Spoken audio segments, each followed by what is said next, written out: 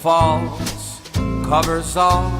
Let's go outside. Hey guys, I just wanted to touch up a little bit more on home inspections. I know I talked about it in a previous web journal or blog.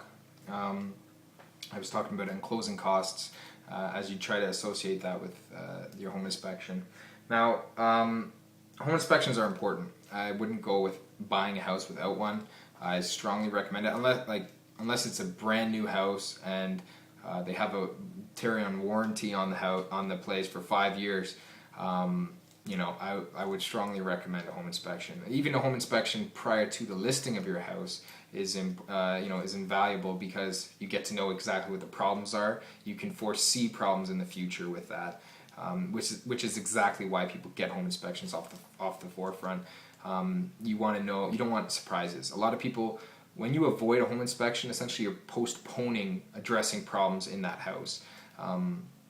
For instance, I recently had a sale with one of the homes that was listed with my brokerage, and when we went to go buy, we had to get a home inspector. But when they had a couple fireplaces, if there's a pool, you know what I mean? If there's ever water damage, or if there was pretty much any major damage or anything to do with fire or water, those are definitely good reasons as to getting a home inspection, because it can do significant damage to both the foundation, with water leaking through the walls of the foundation, or fire having charred some of the the major the braces of the house. Sorry, I'm trying to think of the word. Sometimes those leave me.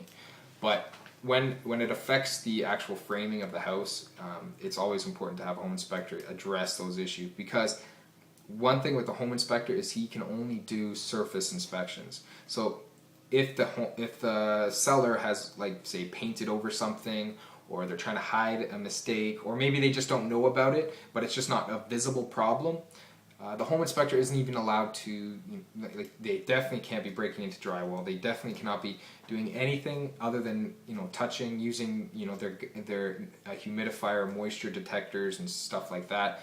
But that's pretty much the most invasive they can do, is maybe open the panel for the electrical to see what type of wiring it is. But other than that, they're not really allowed to open or touch anything else. So it's important that your home inspector, he'll explain this all to you. However, in some cases, I would recommend getting a specialist, someone who knows more specifically about the particular potential problem. So if it's a fireplace, a wet inspector, someone who actually comes in and inspects the fireplace to be up to code. Now, codes change yearly almost, so obviously you want someone who's in the industry, all the time, not just your Uncle Joe who works out in Caledon and has a fireplace at his place. It doesn't necessarily mean it's safe. Liners could be going, the fireplace, if it's got a chimney and all that, that could be falling down. Things like this can happen, and it's just hard to see with the naked eye. Falling down fireplace is probably pretty easy to see, but sometimes they're about to fall down, and those are issues too. But like I said, home inspections are extremely important. You can avoid thousands and thousands of dollars of potential costs down the road simply by addressing them now, and understanding that they're there. You can put an amendment into the purchase and sale agreement to adjust the purchase price with the amount of damage or amount of problems that the house had. And sometimes it's not something that's done on purpose. A seller isn't always hiding something. Maybe they just don't actually know that there was a problem.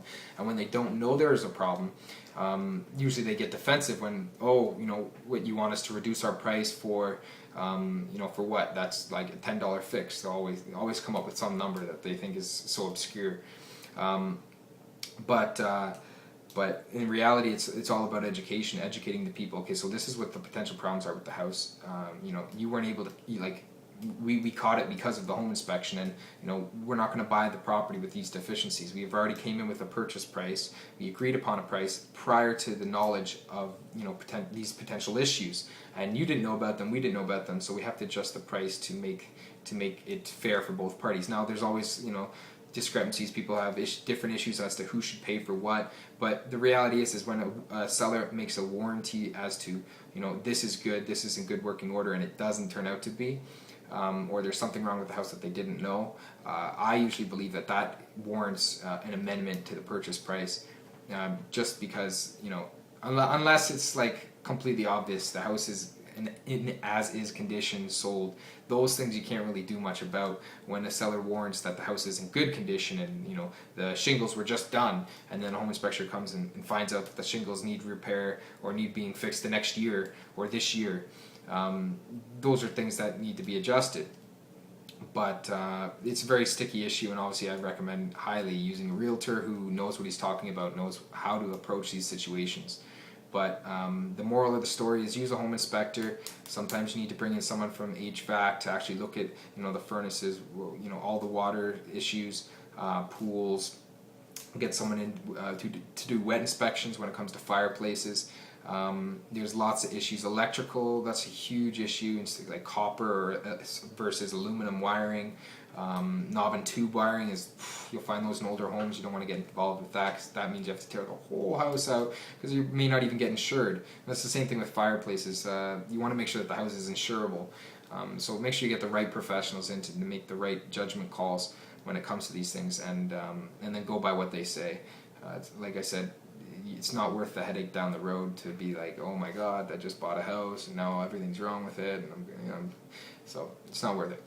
Get a home inspection. It's definitely important. Thanks for watching, and hope you stay tuned for my next video.